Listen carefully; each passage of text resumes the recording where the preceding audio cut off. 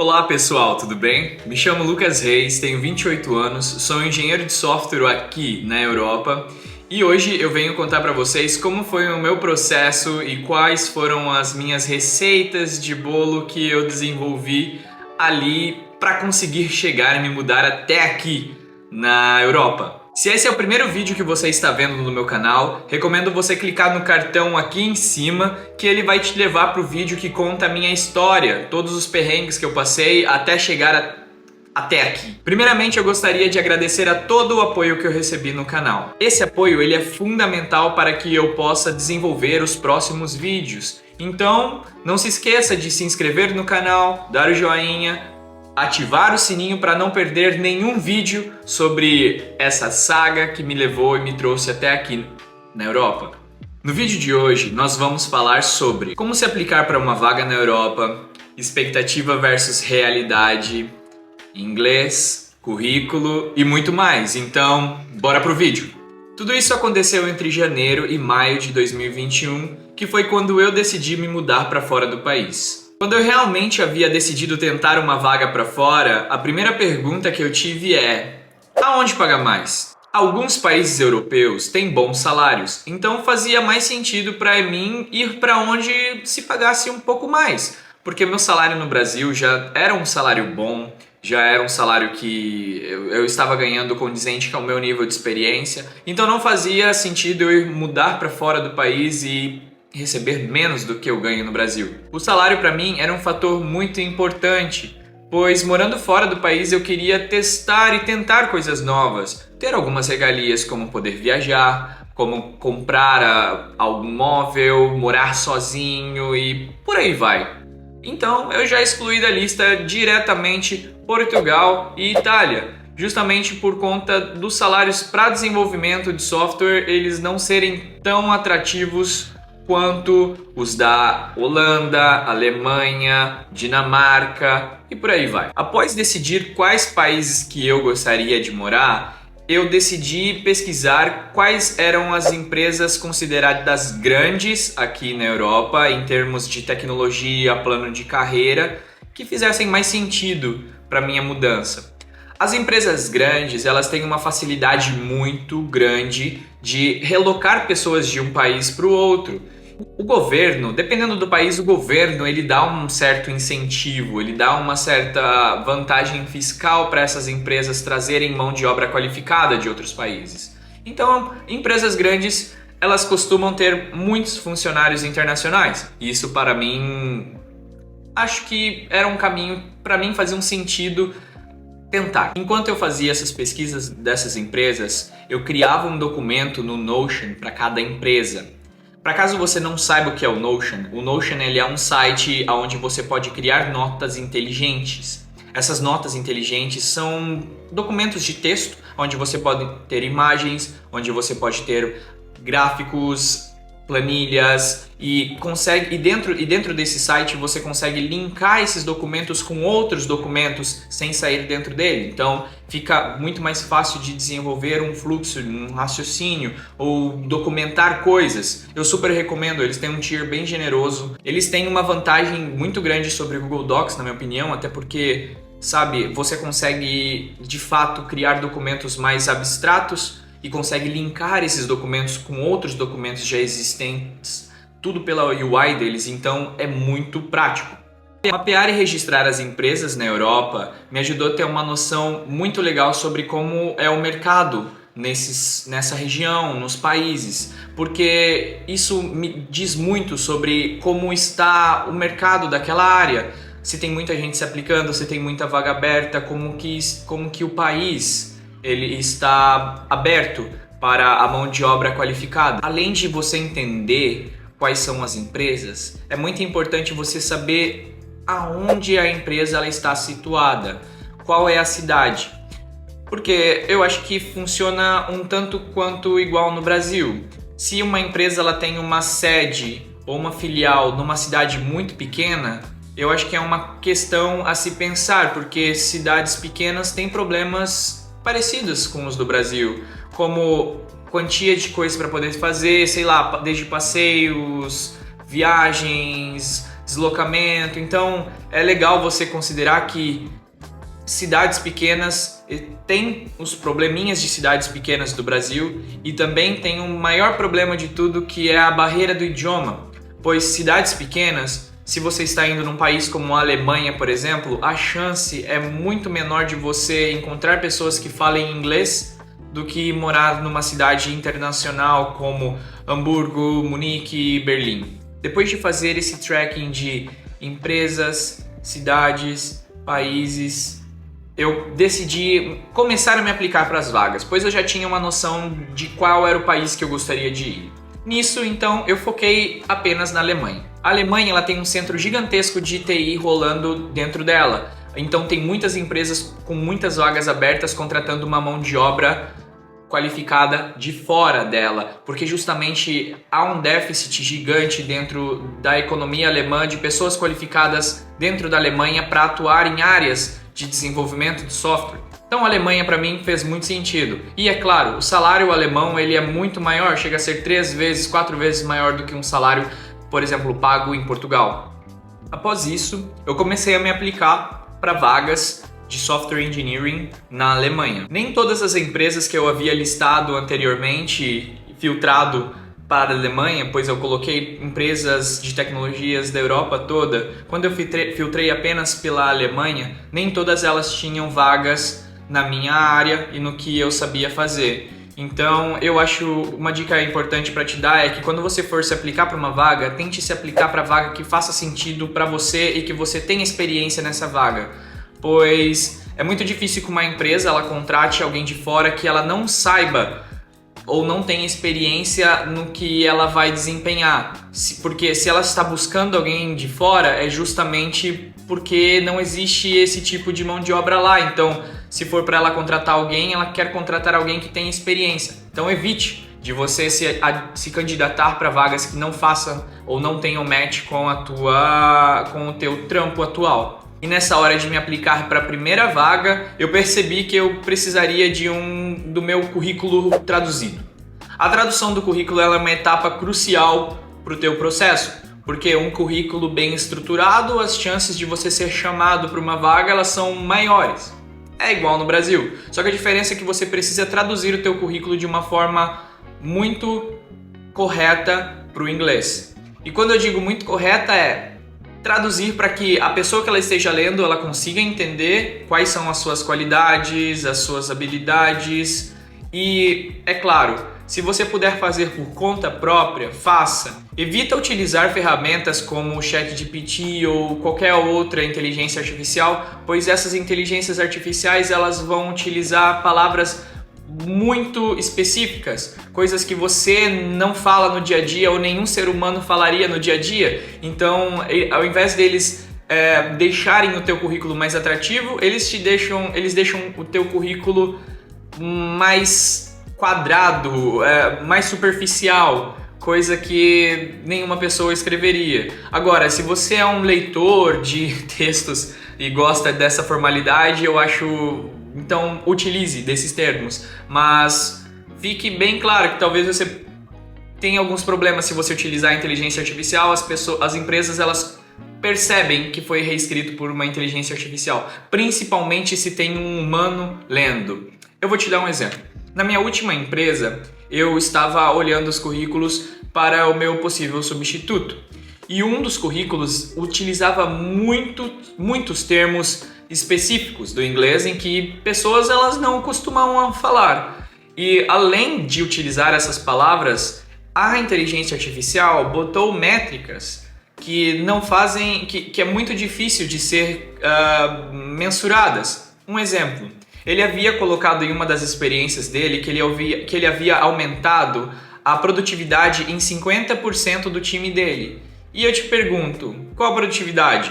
Como você mede produtividade? Como que você aumenta a produtividade de um time em 50%? No que, sabe? Faltou ter mais informações. Talvez ele havia colocado isso e a IA foi lá e deletou, ou ele não colocou e a IA inventou que ele havia aumentado em 50% a produtividade de um time, mas Quando se é produtividade, é um termo muito específico, pois produtividade humana é muito difícil de se medir, principalmente em equipe, pois alguém pode ficar doente, pois alguém pode ter um problema particular. Então, entenda que quanto mais objetivo você for e os números que você colocarem fizerem sentidos para a vaga, coloque, vai te ajudar muito. Depois de traduzir o teu currículo para inglês, aplique-se ao número máximo possível de vagas que você encontrar. Sai aplicando nas big techs que você pesquisou, nas startups. As startups na Alemanha, elas têm uma vantagem em relação às empresas grandes, é que o processo às vezes é muito mais rápido e curto do que as empresas grandes, mas também tem alguns outros problemas. Se você trabalhou em empresa grande, sabe que tem processos estruturados, existe uma certa hierarquia, nas startups de outros países, ainda mais adicionando uma cultura diferente, você pode ter problemas diferentes de startups do Brasil, vamos supor. Então, se você for para aplicar para uma startup, saiba dessas condições. E enquanto você se aplica para as vagas, é muito interessante que você também estude. Manter-se atualizado é uma questão que faz a diferença no processo. E quando eu digo estudar, não é estudar sobre a empresa, é estudar sobre a tua profissão. Por exemplo, na minha área, Software Engineering, eu preciso estar atualizado com algumas coisas que, por mais que eu não use no trabalho, eles vão pedir no processo de entrevista. Parece superficial, porque muitos desses algoritmos a gente não usa no nosso dia a dia. E é verdade, nós não usamos no nosso dia a dia.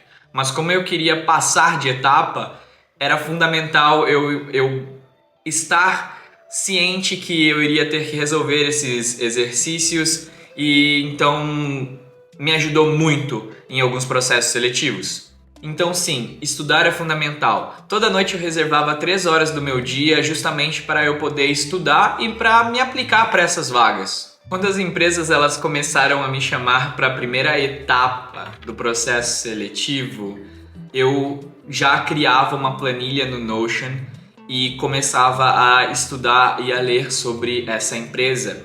Então eu já criava o documento, pesquisava mais sobre a empresa, coisas mais granulares como número de funcionários, qual a nota do Glassdoor que essa empresa tem, quais são os feedbacks dos funcionários que já estão lá, qual é a média de salário que essa empresa paga para determinada função e por aí vai. Eu acho que quanto mais rica a sua planilha, mais fácil é para comparar com as outras oportunidades que você tiver de outras vagas que você se aplicar, e justamente para você balancear em quais vagas você gasta mais energia ou não, e se faz mais sentido para você ou não. Saber mais detalhes sobre a empresa te coloca um passo à frente dos demais candidatos. Então é muito importante você ter essa proatividade em buscar mais sobre a empresa, pois no primeiro processo e na primeira etapa o recrutador fará perguntas sobre você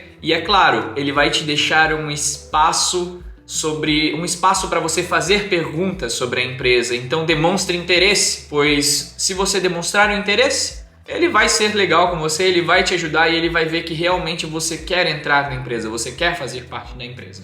A entrevista está com hora e data marcada. E o inglês? Como é que a gente faz? Well, if you have a very basic English, I would definitely say to you that you have to study a little bit more because the recruiter, he will ask to you lots of questions, especially to describe yourself, to ask you about what do you do in your role and what are the reasons that you want to relocate abroad. So having a very limited English, I would say that it will not be that good. But if you have an intermediate one or an advanced, well, I think you should try. You will see that there are lots of people that they don't have a very fluent English, but they are able to have a conversation with each other in terms of what they did yesterday, what they are doing, and those kind of chit-chat situations in the company. So you have to be good in listening and also in understanding and having a very fluent conversation with the people that you work with, especially with your colleagues, your leader. So study English. I think this will be very important for you. So if you have a very good English, but you are not that confident, please give it a try. I think sometimes we put ourselves in a very low expectation about our performance, like the syndrome of the being an imposter of yourself. But don't be blocked by that. Don't be shy. Try. I think it's worth it. Because the more you practice, the more you will be good. The more will be the outcome of your interviews. So do that. It will be very good for you if you are looking forward to live abroad, but you don't have confidence in your English. And if you are looking forward to improve your English, I think there are thousands of courses online. And if you want to enhance your conversation, you definitely should try to find some English speakers group that you can practice with them, especially answering questions. And for me, what it worked was I was in the front of the mirror. I was answering interview questions in English for myself. I was doing them by myself, and I also was answering them by myself. So it's this confidence, it's very important. So try practicing in the mirror, speaking with yourself. This will be very easy and nice for your first interview or for the upcoming steps of your international interview. So try that. I think it's worth it. Se o seu inglês não for bom, não se preocupe. Eu acho que faz parte do processo. Quanto mais experiências você tem, melhor o seu inglês ele vai ficar. Então, eu recomendo você testar, eu recomendo você se aplicar. E se você passar para a primeira etapa da entrevista, é muito legal você ter essa experiência de falar inglês com alguém recrutando para fora, pois eu também falhei muitas vezes na primeira entrevista porque meu inglês estava uma porcaria. Então faz parte você participar para você entender. Todas as empresas elas fazem etapas muito semelhantes e meio que você vai masterizando isso. Então vai ficando cada vez mais fácil. Faça uma autocrítica sobre a sua experiência, seja ela positiva ou negativa. Crie um documento e escreva como você acha que foi a sua performance.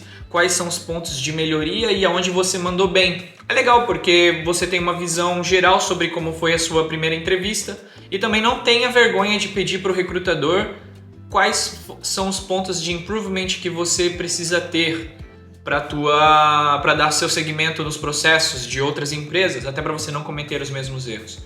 Mas você entenda que a tua autocrítica ela é fundamental, mas você também precisa ser bondoso com você. Você não precisa se culpar, se martirizar, etc. O processo de autocrítica ela é fundamental para o seu desenvolvimento e para o seu crescimento. Então, tenha autocrítica, mas também seja bondoso contigo, pois você não é uma máquina. Humanos erram. Depois da primeira entrevista, as demais etapas elas costumam fluir um pouquinho mais rápido. Justamente até porque você já foi filtrado e você já teve um contato com o recruiter. A empresa ela sabe sobre você, ela está interessada em você.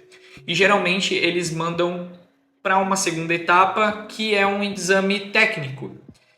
Principalmente para mim, que sou engenheiro de software, a segunda etapa ela costuma ser um desafio onde eu vou entrar com outro funcionário da empresa para programarmos juntos, resolvermos uns códigos juntos. Por isso que estudar é fundamental, porque quando você for para resolver esses desafios online com a pessoa, é legal você estar com a comunicação ativa e estar muito a par da situação do que precisa ser feita, para justamente você não perder o tempo da pessoa e não causar nenhuma imagem ou impressão negativa nesse processo. Para deixar esse vídeo mais curto, mais dinâmico, eu posso trazer no canal um vídeo sobre os desafios de algoritmos e como as empresas elas costumam dar esses desafios offline para serem feitos. E caso você queira saber mais sobre isso, por favor, deixe um comentário sobre isso que eu posso trazer no futuro. E também não se esqueça de se inscrever no canal e deixar o seu joinha, se você está gostando do vídeo até aqui. Aqui na Europa, as empresas de tecnologia, elas Geralmente são de 4 a 5 etapas no processo seletivo e muitas das vezes podem durar até 2 meses. E é um processo um pouquinho longo, um pouquinho demorado, mas se você está se aplicando para várias empresas ao mesmo tempo, esse prazo ele vai passar um tanto quanto rápido. A ansiedade ela vai ser um pouco uma sua inimiga nesse processo, mas mantenha calma e cobre da empresa, claro, caso elas estejam demorando para responder. Mas esteja ciente que pode levar um pouco mais de tempo, até porque precisa se entender da urgência da vaga, quantas pessoas estão se aplicando, etc. Então, leva um pouquinho de tempo. A lição que eu aprendi foi que estar em muitas vagas ao mesmo tempo reduz um pouco essa dor, porque se você foi negado na última etapa de uma empresa, mas você ainda tem outras duas para ser entrevistado, você consegue pegar as suas dores, os seus problemas que você teve nessa última etapa e melhorar, porque possivelmente essas outras duas empresas elas tenham uma rotina muito parecida do que a que você foi rejeitada. Geralmente você é rejeitado na etapa de cultural fit ou até mesmo do team fit, porque talvez você é uma pessoa muito boa, mas você não tem o fit perfeito para aquele time. Talvez eles estejam buscando uma pessoa que faça um pouco mais sentido para aquela vaga. Não porque você não seja qualificado tecnicamente, mas algumas vagas elas exigem uns certos tipos de pessoas. Então continua tentando, não desista, continua tentando. E a hora chegou. Depois de 4 meses tentando, eu recebi uma proposta de trabalho. É agora que a criança chora e a mãe não vê. Agora é a hora em que você fica eufórico, fazendo milhões de perguntas sobre e a cidade, e o clima, e quando é a minha data de ida, e quando é a minha data de mudança, vou conseguir um apartamento, não vou, o idioma, são muitas perguntas. Mas a curto prazo, quando você receber uma oferta de trabalho, analise muito bem a situação, faça cálculos de quanto vai ser o seu salário líquido, faça cálculos de quais são as melhores regiões da cidade para você morar, que seja seguro, que tenha um transporte bom, pelo menos tenha um pouco de ideia sobre isso, porque vai te ajudar lá na frente quando você estiver mudando para o país. Mas com as ofertas em mãos, por favor, analise muito bem se faz sentido para você abrir a mão dessa vida que você tem hoje para tentar uma nova, pois você vai recomeçar tudo do zero e que cada escolha você tem uma renúncia. Morar fora do país não é fácil, requer resiliência todos os dias. Então, tenha ciência disso, que leva um pouco de tempo e que também não é fácil. Mas parabéns se você conseguiu essa proposta, parabéns se você conseguiu essa oferta. Valeu a pena todo o seu esforço que você teve nessas últimas semanas e nesses últimos meses, no seu estudo, no seu empenho, e você é um baita de um profissional. Então, parabéns! Esteja mentalmente preparado, porque essa nova etapa, ela não vai ser fácil, mas futuramente valerá muito a pena essa sua escolha de você tentar uma vida nova. Então, vamos recapitular o que eu posso dizer que seja uma receita de bolo, porque eu acho que não foge muito disso. Você vai precisar fazer alguns ajustes para que se adapte à realidade, mas alguns fundamentos eu acho que me ajudaram a colocar à frente de algumas pessoas. Então vamos lá. Primeiro, procure empresas grandes na sua área, que possuem processos de contratação com patrocínios de visto de trabalho. Em startups, as chances são um pouco maiores, mas também existem alguns riscos. Enquanto você não é chamado para uma entrevista, trace um plano de estudos, pelo menos 3 vezes na semana, e crie uma rotina disso. Estar atualizado vai te colocar à frente de outras pessoas. Crie uma planilha e documente tudo sobre as empresas que te chamarem para uma conversa. Estar ciente do que a empresa faz, vai te ajudar a ganhar alguns pontos a mais com o recrutador. Foi negado? Escreva na planilha o que você errou e no que a empresa errou contigo. Peça feedback se for necessário. Documente tudo sobre isso. Às vezes pode até ser um livramento. Foi aprovado e está avançando nas etapas? Anote cada etapa, as pessoas que te entrevistaram, o que houve no processo e quais foram os pontos positivos e melhorias que você notou em você. Então, ter esse senso de autocrítica e também de elogios para si mesmo é fundamental. Não existe essa coisa tipo, fiz mais que obrigação. Não, você melhorou, você fez coisas boas. Note isso, pontue isso. Foi negado na última etapa? Peça feedback, anote e continue tentando. A última etapa é um pouquinho frustrante, mas como eu disse anteriormente, pode ser um livramento. Foi aprovado? Parabéns! Analise a cidade, o custo de vida, o idioma, o teu salário. Nessa etapa você estará ciente sobre a empresa e seu futuro emprego. Então, parabéns! É só marcar a data de ida, cuidar de todos os processos de vistos possíveis, validar diploma se você já tem algum curso e bora! Você vai amar essa vida nova que você vai construir. É um processo enriquecedor, você vai conhecer novas culturas, novas pessoas, novos hábitos, você vai conhecer novos países também conforme você vai viajando. Eu acho que se colocar numa balança, eu acho que você tem muito mais a ganhar do que a perder. E é claro, coloque isso também em mente, que às vezes dar murro em ponta de faca não é legal. Se você não gostou do país, se você não gostou da empresa, você pode trocar, você pode mudar, você pode sair do Brasil, ir para um país novo e neste país novo você aplicar para outros países, para as outras vagas. A mudança ela acontece, não tem ninguém te impedindo, então você pode tentar, você pode mudar quando você achar mais conveniente e confortável. Então, errar é humano, acontece. Nem sempre as nossas experiências no primeiro país elas vão ser perfeitas.